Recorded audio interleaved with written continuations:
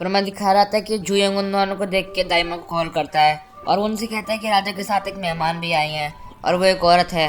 फिर दाइमा कहती हैं कि राजा को समुद्र वाले रास्ते से लाना, किसी को भी कानो कान खबर नहीं होनी चाहिए कि राजा महल से भाग गए थे और महल की चिंता तुम मत करो, उसको मैं संभाल लूंगी। फिर जब लीगोन तेल को अपना नाम बताता है तो तेल उससे कहती है अगर तुम्हारा नाम है तो फिर तुम मेरा सर कलम करवाने से कोई भी नहीं रोक सकता है। लीगोन बोलता है जैसा सलूक आपने मेरे साथ करा है उस हिसाब से तो लगता है कि आपका सर कलम करवा देना चाहिए। फिर जुयंग राजा से कहता है कि राजा जी चलो अब चलो, बहुत देर हो चुकी है। फिर राजा जो है मैक्सिमस को लेके वहां से चला जाता है। फिर जुयंग अपने सारे असिस्टेंट गार्ड से कहता है कि जल्दी से जाके सारी कैमरा फुटेज को कब्जे में लो, किसी को भी बताने चलना चाहिए कि राजा भाग गए थे। फिर वो जो है राजा को लेके जाते हैं रेस ट्रैक पर। अगले सिनेमा में दिखाया जाता है कि जब वो बीच में आ रहे होते हैं तो वहाँ पे एक अलग ही जगह होती है जहाँ पे आसमान पूरा पीला पीला होता है और सामने से बहुत सारी बिजली कड़क रही होती है। जेओंग तिलो से बोलते हैं कि ये 4th डायमेंशन तो नहीं है। लीगोन बोलता है नहीं, ये जगह बहुत ज़्यादा अजीब है, यहाँ पे हवा भी नहीं है और टाइम भी नहीं है। उसको एक गुब्बारे को दिखाता है जो लीगोन पिछली बार छोड़ के गया होता है और वो गुब्बारा वहाँ से 1 इंच भी नीला होता है, जिससे पता लगता है कि यहाँ पे बिल्कुल हवा ही नहीं है। जब जोंगतिल और लीगोन महल में पहुंच जाते हैं तब वहाँ पे मैक्सिमस की चेकिंग हो रही होती है। डॉक्टर बोलते हैं कि लेडी मैक्सिमस एकदम ठीक है, बस उनका ब्लड प्रेशर थोड़ा सा लो है लेकिन नॉर्मल रेंज के अंदर ही है। फिर तेल बोलती है कि क्या यहाँ पे घोड़े को लेडी करके बुलाते हैं और वो जो नेटवर्क चेक करती है लेकिन वहाँ पे नेटवर्क बिल्कुल भी नहीं आ रहा होता है। राजा कहते हैं देखा मैं सच बोल रहा था। तेल बोलते हैं तो मैं दिख नहीं रहा, मैं डरी हुई हूँ। और जुयंग उनके बीच में बोलता है कि प्लीज़ तुम इससे पेश आइए राजा जी से।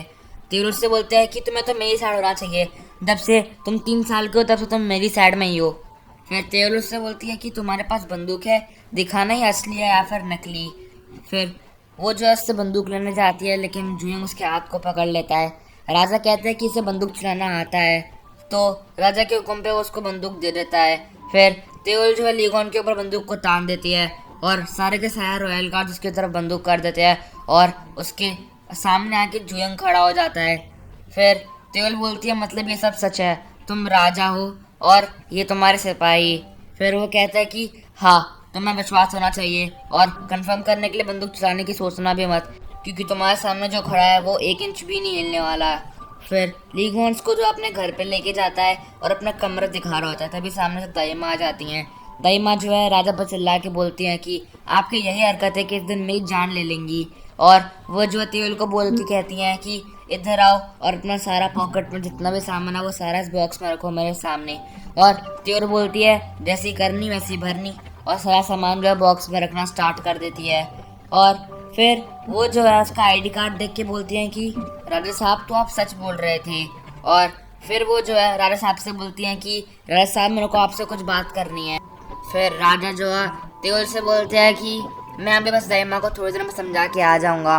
और फिर तेल से बोलती है कि ये सब तुम्हारी वजह से हुआ है और उसकी इसी बात को सुन के दाइमा उसको घूरने लगती हैं। फिर तेल बोलती हैं मेरा मतलब राजा साहब। और फिर लीगोन बोलता है तो उसको अब जाके विश्वास हुआ कि मैं एक राजा हूँ। और फिर दाइमा बोलती हैं चलो जान छूटी, इसे विश्वास तो हुआ। दाइमा सनी को बताते हैं कि लाइब्रेरी में एक मेहमान है जिसको राजा जी लाए हैं, ध्यान रखना कि वो लाइब्रेरी से बाहर ना निकले। और वो जो है जाती है लाइब्रेरी में। फिर जोंगतिल उसको देख के बहुत ज़्यादा हैरान हो जाती है, वो उसको म्योंग नारी कह के बुलाती है। फिर वो कहते हैं म्योंग नारी कौन है, मैं तो सनी हूँ। फिर वो उससे बोलती है कि अच्छा। वो कहती है मेरे को नहीं लगता है कि ये सच है लेकिन फिर भी मैं जानना चाहती हूँ। और फिर वो उससे पूछती कि शायद तो तुम्हारी बिल्डिंग है जिसको तुमने टाइक्वांडो सेंटर को गिरवी पे दे रखा है। फिर वो कहती है हाँ मेरी बिल्डिंग है लेकिन वो यहाँ पे नहीं है, वो कनाडा में है। फिर वो उससे बोलती है कि अच्छा तो क्या मैं राजा साहब का लैपटॉप यूज़ कर सकती हूँ। वो बोलती है नहीं बिल्कुल भी नहीं, आपका ये सब यूज़ करना अलाउड नहीं है। फिर वो सनी से बैठ के बातें करने लगती है, उससे कहती है कि यहाँ पे 63 इमारतें हैं जिनका नाम 63 बिल्डिंग है। फिर वो कहती है नहीं यहाँ पे 63 नाम की खाली एक ही बिल्डिंग है। फिर जोंगतिल बोलती है ये तो बिल्कुल ही गधी है। सनी बोलती है क्या तुमने मेरे को कुछ बोला। फिर जोंगतिल बोलती है नहीं मैंने कुछ भी नहीं बोला।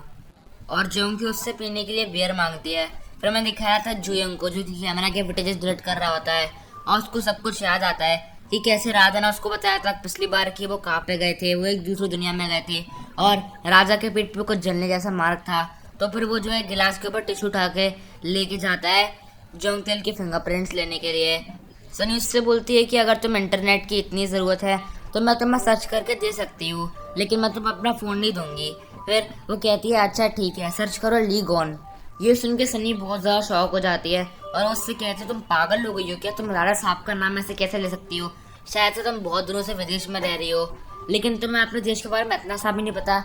फिर त्योल से बोलती है लेकिन ये मेरी दुनिया नहीं है, तुम मेरी बात नहीं समझोगी, मेरी वही पुरानी दुनिया है, तुम ऐसा समझो कि मैं एक इलीगल इमिग्रेंट हूँ। फिर जुयंग आ जाता है और वो जो है उसको गिलास पकड़ने के लिए कहता है और त्योल उसको देख के हंसने लगती है। जुयंग बोलता है कि तुम मेरे को देख के ऐसे हंस क्यों रही हो। वो कहती है कि क्योंकि कोई है जो एकदम तुम्हारे जैसा दिखता है, लेकिन वो तुम्हारे जैसा बिल्कुल भी नहीं है, क्या तुम शुरू से ही ऐसी हो। फिर जुयंग बोलता है क्या तुम उस देश से हो जिस देश की राजधानी सियोल है और उसका नाम है रिपब्लिक ऑफ कोरिया। फिर वो कहती है लेकिन तुम्हें कैसे पता। फिर उससे पूछता है कौन हो तुम, क्या राजा साहब के कंधे पे जो निशान है वो तुम्हारी वजह से है। फिर वो कहती है अच्छा तो तुम्हारे राजा साहब के कंधे पे कोई निशान भी है, हम दोनों इतने भी करीब नहीं है जो मेरे को उसके कंधे के निशान के बारे में पता हो, समझे, और मेरे से तमीज से बात करो क्योंकि तुम मेरे से 1 साल छोटे हो। और तेल खुद अपने फिंगरप्रिंट्स ला के उसको दे देती है। फिर राजा वहाँ पे आते हैं तेल के लिए खाना पका के। वो जो है उससे कहते हैं मैं तुम्हारे लिए खाना बना के लाया हूँ। और फिर जो है तेल उससे बोलती है लेकिन मैं क्यों खाऊं, मैं वंडरलैंड की एलिस की तरह हूँ जो गोलियां खा के बड़ी और छोटी हो जाती है, अगर उस खाने में कोई जहर निकला तो मैं मर जाऊंगी। फिर राजा साहब से कहते हैं कि अच्छा मैं अपने वादे को पूरा करता हूँ, आपका सर कलम होगा। ये बात सुन के तेल डर जाती है और चुपचाप खाना खाने लगती है। तभी वहाँ पर दयमा जाती हैं और तेल को उसके कमरे में लेके जाती हैं और वो कमरा राजा साहब के कमरे सबसे दूर वाला कमरा होता है। वो जो है तेल से बोलते हैं कि तुम्हें अभी नहीं हो तो तुम्हें यहाँ पे किसी से भी बात नहीं करनी है, स्पेशली राजा साहब से तुम्हें बिल्कुल भी बात नहीं करनी है। और वो उसको 3-4 लेक्चर सुना के वहाँ से बाहर चली जाती हैं। फिर तभी रात को वहाँ पे राजा साहब आ जाते हैं। फिर राजा साहब उससे बोलते हैं तुम कुछ गलत मत समझना, मैं तो बस इसलिए आया हूँ ताकि तुम यहाँ पे अकेला फील नहीं हो क्योंकि तुम बस मेरे को जानती हो। फिर तेल उससे बोलती है कि तुम मेरे का आईडी कार्ड कब दोगे या फिर बस उसको रखने का ढोंग कर रहे हो। राजा कहते हैं नहीं ऐसा नहीं है, मेरे पास आपका आईडी कार्ड है, लेकिन अगर मैंने वो आपको दे दिया तो आप चली जाओगी ना। फिर तेल बोलती है तुम ऐसा क्यों कर रहे हो। फिर वो बोलता है कि देखो उधर देख के मुस्कराओ, वहाँ भी हमें 12 लोग देख रहे हैं सिक्योरिटी के। और तेल उसकी बात सुन के बहुत ज़्यादा डर जाती है कि 12 लोग उनको देख रहे हैं। फिर वो जो है कहता है मैं तो बस मजाक कर रहा था। और तेल कहती है मैं कैसे मानूं तुम मजाक कर रहे थे। तो फिर वो उसके कंधे पर सर रख लेता है और कहता है अब विश्वास हुआ। फिर तेल कहती है मेरे को अच्छा नहीं लग रहा, चलो हटो। और फिर राजा हट जाते हैं। तेल उनसे पूछती है कि तुमने पहले किसी लड़की को डेट करा है। राजा कहते हैं हाँ बिल्कुल करा है, क्यों नहीं करना चाहिए था। और फिर राजा उसको किस कर देते हैं। फिर हमें दिखा जाता है कि अगले दिन जब तेल बाहर निकल रही होती है तब राजा जो उसको रॉयल गार्ड की ड्रेस देते हैं और कहता है तुम इसे पहन लो और दिन भर मेरे साथ रहना जहाँ पे भी मैं जाऊँ, हम इसी बहाने सारा टाइम भी स्पेंड कर लेंगे। और ये सब बातें पीछे खड़ी खड़ी दयमा सुन रही होती हैं। दयमा जो इन पे चिल्लाती हैं लेकिन वो उनसे मना नहीं करती हैं, उनसे कहती हैं बस ध्यान रखना कि तुम्हारे दोनों के साथ कोई फोटो ना खींच ले। फिर राजा बहुत सारी जगह जाते हैं, वो जो है एक जगह पे स्पीच भी देते हैं। फिर राजा को जो है अर्जेंट काम आ रहा था दूसरे शहर में, तो वो जो है तेल को अकेला छोड़ देते हैं और जुएंग से कहते हैं कि तुम तेल को देखते रहना ताकि तेल किसी मुसीबत में ना पड़े। फिर हमें लीरिम को दिखाया जाता है, हमें लीरिम के बारे में पता लगता है कि लीरिम क्या कर रहा है। लीरिम जो है दूसरी दुनिया के लोगों को मिला रहा होता है, जो लोग दूसरी दुनिया में गरीब होते हैं और जो लोग दूसरी दुनिया में अमीर होते हैं तो वो गरीब लोगों को अमीर लोगों की जगह रिप्लेस कर देता है अमीर लोगों को मार के, और इससे उनके गरीब हमशक्लों को जो है बहुत ज़्यादा फ़ायदा होता है और वो जो है लीरिम की टीम में आ जाते हैं। तेल बहुत सारी जगह घूमती है, वो जो है एक बोर्ड भी देखती है जिसपे लिखा रहता है कि कोरिया जो है टोटल 4थे नंबर पे है जीडीपी में। वो जो है एक लड़की से पूछते हैं यहाँ पे कोरिया 4थे नंबर में जीडीपी पे है। फिर वो कहती है हाँ क्योंकि यहाँ पे जो है बहुत सारे मिनरल्स बहुत सारी अच्छी अच्छी चीज़ें एक्सपोर्ट होती हैं। फिर वो जो है उनसे उनका फ़ोन मांगती है और बहुत सारी चीज़ों को सर्च करती है। वो जो है सियोल जाती है अपनी माँ के घर को देखने क्योंकि उसने बचपन से अपनी माँ को नहीं देखा होता है, और वो जो शिंजे के घर भी जाती है शिंजे को देखने। और वो जो है ऐसे घूमती रहती है तो उसके घूमने के चक्कर में पैसे ख़त्म हो जाते हैं और पैसों की कमी के चक्कर में वो जो सियोल में अटक जाती है और वापस से वो सांग राजा के महल में नहीं जा पाती है।